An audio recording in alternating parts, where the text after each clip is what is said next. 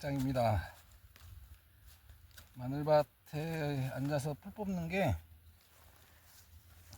재밌어요. 마늘밭뿐만이 아니라 저는 어느 밭이든 풀 뽑는 일이 제일 재밌고, 뭐 재밌다는 말에 이제 해석은 뭐 하기 나름인데 여러 가지 의미로 저는 이제 재밌다라고 얘기를 하는 거고, 저는 이제 마늘 농사 시작하면서 해마다 했었죠. 그리고 제가 이제 전업농부로 된 지가 올해 13년? 14년 이렇게 된 거고, 텃밭 농사까지 하면 저도 이제 뭐 경력으로 보면 20년 정도 됐는데, 어쨌든 전업농으로 10년 넘게 하면서 마늘을 계속 키워왔어요. 제가 이제 다른 지역이라 그러면 제가 경기도 시흥인데, 거기서 어쨌든 제가 한 7년 그쪽 농장에서 농사를 지었을 때 처음 이제 갔었고, 저희한테 밭을 빌려준 농부가 있었어요. 그분도 남의 밭을 이제 얻어서 쓰다가 보다 이제 자기가 짓던 밭을 저희한테 좀 넘기고, 이제 그분도 계속 거기서 농사를 짓고 있었어요. 그래서 이제 그분이 짓던 이제 밭에 가서 마늘을 심고 있었는데, 그분이 와서 이렇게 보더니 이제 한마디 하는 게 뭐 알려주고 오신 거예요. 그분 굉장히 저랑도 가까이 지냈던 분인데, 저는 이제 농사를 처음부터 어쨌든 유기농으로 배웠기 때문에 그냥 지금도 유기농이 몸에 배어서 이렇게 하고 있습니다만은, 거기서 마늘을 심고 있는데 그분이 와서 그러는 거예요.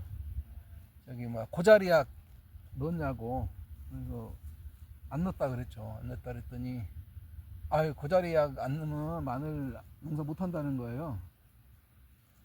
그래서 저는 뭐 그동안에 그런 거 약 자체를 써본 적이 없으니까, 저는 뭐 살충제든 살균제든 써본 적이 없으니까, 특히 마늘 농사에서 뭐 토양 살균제들을 많이 쓰는데 관행에서는 저는 이제 한 번도 안 쓰고도 마늘을 잘 키웠어요. 물론 그때까지 이제 작은 규모 텃밭이었고, 이제 그때는 꽤 마늘을 많이 심었죠. 몇백 평 심고 있었으니까.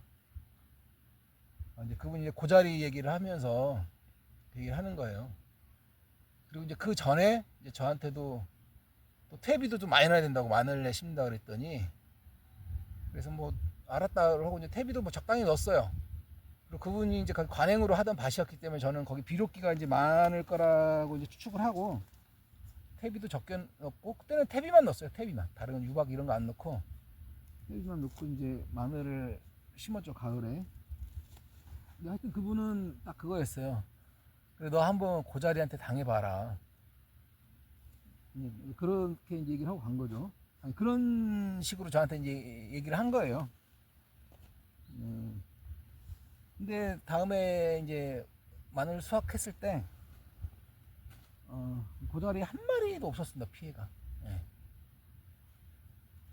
그러니까 이제 무슨 얘기냐면은, 그 고자리라는 게 한번 들어오면 상당히 골치 아파요. 거의 마늘 다 초토화 시켜놓고 그 뿌리를 갉아먹거든요. 고자리파리 그 애벌레가.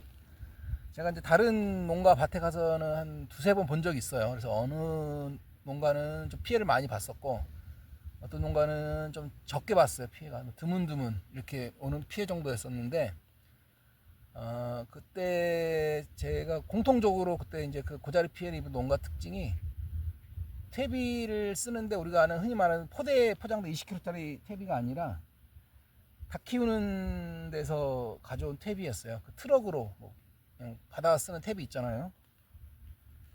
그 퇴비를 썼어요. 한 군데는 제가 눈으로도 확인했었고, 한 군데는 이제 그 농부한테 들었던 건데, 그렇게 들어온 퇴비가 제대로 부속이 또 안 됐었겠죠. 안 됐을 뿐더러 뭐 그렇게 닭 키우는 데서 그 퇴비, 흔히 말하는 탄질기에 맞춰서 퇴비를 만들 리도 없고, 거기는 이제 개분 처리가 목적이니까, 뭐 흔히 말하는 톱밥도 제대로 된 거 안 쓰고 뭐 왕겨 쓰는 데도 있었고, 뭐 어쨌든 저는 이제 그런 쪽에서는 제대로 만들지 않으면 항상 문제가 있다고 보거든요. 또 실제로 제가 여러 번 그런 경우를 봤었기 때문에. 그래서 고자리 문제는 퇴비예요. 결국은 퇴비, 부숙이 안 된 퇴비.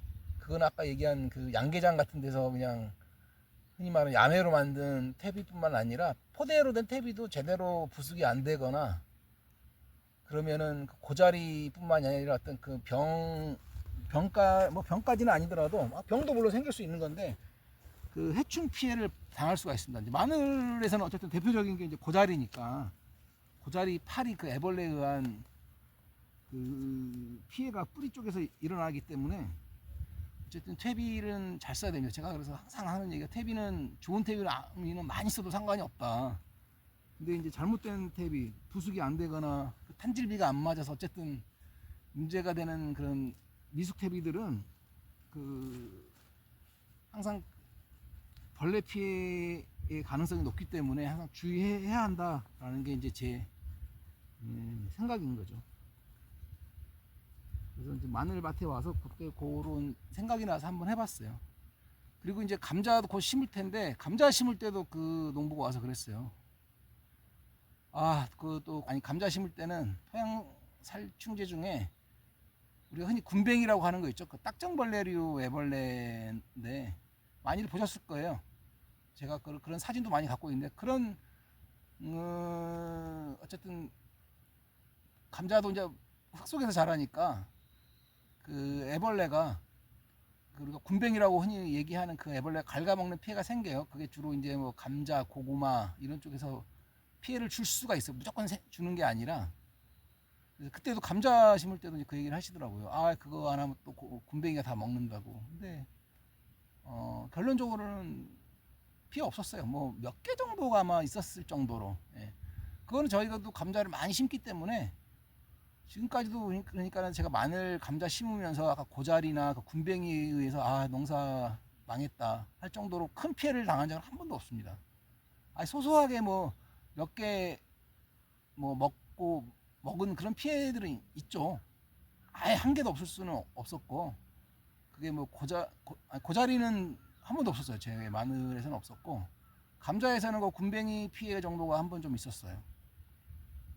있었고 군뱅이 피해가 있었지만 그게 그냥 뭐 치명적인 정도의 그런 건 아니고 그냥 무시해도 될 정도의 수량 정도 먹었던 거, 그 정도만 있었지 큰 피해는 없었습니다. 그래서 항상 그 농민들의 이제 저는 그 심정도 이해하는 게 생계로 하는 농사에서 어쨌든 결과는 알 수 없지만 그런 벌레에 의한 피해가 생길 수 있으니까 어쨌든 그렇게 약을 치는 거죠.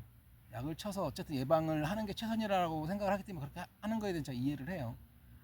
그런데 이제 조금이라도 이제 그 벌레에 대해서 좀 이해를 한다고 하면은 벌레가 왜 생기는지 원인은 뭔지를 좀 이해를 한다 그러면은 그 퇴비 쓰는 거에서부터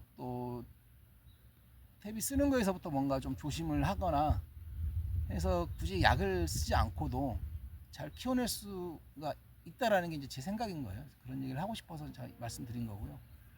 그럼에도 그 벌레가 생길지 안 생길지 알 수 없기 때문에 미리 그런 토양에다 살충제, 살균제 넣는 거에 대해서는 한편으로는 안타깝지만 그냥 이해는 하는 편입니다. 이해를 합니다. 그 심정을. 그래서 그 한번 그래도 안 해보고 한번 농사를 해보면은 이게 안 해도 별 문제가 없구나라는 걸 이제 알게 되거나 그걸 이해를 하면 안 쓸 거라고 보거든요. 그 생각이 나서 한번 해봤어요, 이 얘기를. 자꾸 일하다가 카메라 켜고 얘기하니까 일이 안 되네. 이제 일하겠습니다.